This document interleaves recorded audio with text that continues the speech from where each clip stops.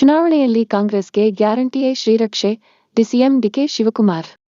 ರಾಜ್ಯದಲ್ಲಿ ಕಾಂಗ್ರೆಸ್ ಸರ್ಕಾರವನ್ನು ಅಧಿಕಾರಕ್ಕೆ ತರಲು ಉಪಮುಖ್ಯಮಂತ್ರಿಗಳಾದ ಡಿಕೆ ಶಿವಕುಮಾರ್ ಅವರು ಹಗಲಿರುಳು ಶ್ರಮಿಸಿದ್ದಾರೆ.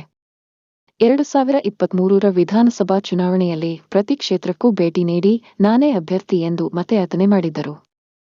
ಜನಾಶೀರ್ವಾದದಿಂದ ಕಾಂಗ್ರೆಸ್ ಸರ್ಕಾರ ಅಧಿಕಾರಕ್ಕೆ ಬರುತ್ತಿದ್ದಂತೆ ಕೊಟ್ಟ ಮಾತಿನಂತೆ ಪಂಚ ಗ್ಯಾರಂಟಿ ಯೋಜನೆಗಳನ್ನು ಅನುಷ್ಠಾನಗೊಳಿಸಲು ಡಿಕೆ ಶಿವಕುಮಾರ್ ಪ್ರಮುಖ ಪಾತ್ರ ವಹಿಸಿದ್ದರು.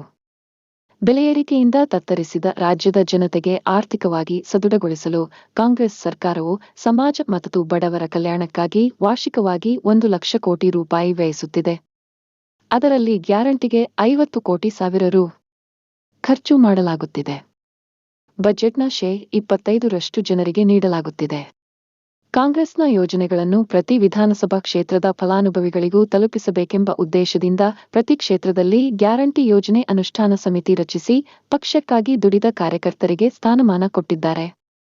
2028ರ ವಿಧಾನಸಭೆ ಚುನಾವಣೆಯಲ್ಲಿ ಕಾಂಗ್ರೆಸ್ ಪಕ್ಷ ಮತ್ತೆ ಅಧಿಕಾರಕ್ಕೆ ತರಲು ಗ್ಯಾರಂಟಿ ಯೋಜನೆಗಳ ಅನುಷ್ಠಾನ ಸಮಿತಿಯ ಕೆಲಸ ಬಹಳ ಮುಖ್ಯ. ಚುನಾವಣೆಯಲ್ಲಿ ಕಾಂಗ್ರೆಸ್ಗೆ ಗ್ಯಾರಂಟಿಯೇ ರಕ್ಷಣೆ ಎಂದು ರಾಜ್ಯ, ಜಿಲ್ಲೆ, ತಾಲೂಕು ಮಟ್ಟದ ಗ್ಯಾರಂಟಿ ಯೋಜನೆ ಅನುಷ್ಠಾನ ಸಮಿತಿ ಪದಾಧಿಕಾರಿಗಳಿಗೆ ಕೆಪಿಸಿಸಿ ಅಧ್ಯಕ್ಷ, ಉಪಮುಖ್ಯಮಂತ್ರಿ ಡಿಕೆ ಶಿವಕುಮಾರ್ ಅವರು ಸಲಹೆ ನೀಡಿದ್ದಾರೆ. ನಮಗೂ ಇವಾಗ ಎಷ್ಟೋ ಅನುಕೂಲ ಆಗಿದೆ. ಗೃಹಲಕ್ಷ್ಮಿ ದುಡ್ಡಿಂದ 2,000 ರೂಪಾಯಿಂದ ನಮ್ಗೆ ತುಂಬ ಅನುಕೂಲ ಆಗಿದೆ. ನಮ್ಮ ಮಕ್ಕಳು ಬುಕ್ಕು, ಬ್ಯಾಗು ಮತ್ತು ನಮ್ಗೆ ಅವ್ರಿಗೆ ಓದಿಸೋಕ್ಕೆ ಎಲ್ಲ ತುಂಬ ಅನುಕೂಲ ಆಗಿದೆ. ನಮಗೆ ತುಂಬ ಸಹಾಯ ಮಾಡಿದ್ದಾರೆ. ಗೃಹಲಕ್ಷ್ಮಿ 2,000 ದುಡ್ಡಿಂದ ನಮ್ಗೆ ತುಂಬ ಅನುಕೂಲ ಆಗೈತೆ. 5 ಗ್ಯಾರಂಟಿ ಕೊಟ್ಟಿದ್ದ ಡಿಕೆ ಶಿವಕುಮಾರ್ ಅವರಿಗೆ ನಮ್ಮ ಧನ್ಯವಾದಗಳು. ನಮಸ್ಕಾರ. ನನ್ನ ಹೆಸರು ಜಗದಾಂಬ. ನಮ್ಮೂರು ಮುಳ್ಳಹಳ್ಳಿ. ನಮಗೆ ಡಿಕೆ ಸಾಹೇಬ್ರಿಂದ 2,000 ರೂಪಾಯಿ ಕಳಿಸ್ತಾ ಇರೋದ್ರಿಂದ ನನ್ನ ಮಗನ ಫೀಸ್ ಕಟ್ಟಕ್ಕೆ, ಅವನು ಹಾಸ್ಟೆಲ್ ಅವನೇ, ಫ್ರೀ ಬಸ್ ಬಿಟ್ಟಿರೋದಕ್ಕೆ ಅವನ್ನ ಹೋಗಿ ನೋಡ್ಕೊಂಬರೋಕ್ಕೆ ನಮಗೆ ತುಂಬ ಹೆಲ್ಪ್ ಆಗಿದೆ. ನಾವು ಏನಾರ ವ್ಯವಸ್ಥೆ ಮಾಡಬೇಕು ಅಂದರೆ ನಾವು ಮನೆಗೆ 2,000 ರೂಪಾಯಿ ಬಂದರೆ ಸಾಮಾನು ಇದೆಲ್ಲ ತಗೊಳ್ಳೋಕ್ಕಾಗುತ್ತೆ. ಮತ್ತು ಎಲ್ಲದಕ್ಕೂ ಗಂಡಸ್ರನ್ನೇ ಕಾಯಬೇಕಾಯಿತು. ಈಗೇನಿಲ್ಲ, ಡಿಕೆ ಸಾಹೇಬ್ರಿಂದ ನಮಗೆ ತುಂಬ ಹೆಲ್ಪ್ ಆಗಿದೆ. ಅವ್ರು 2,000 ಕೊಡೋದನ್ನೇ ನಾವು ಕಾಯ್ತೀವಿ.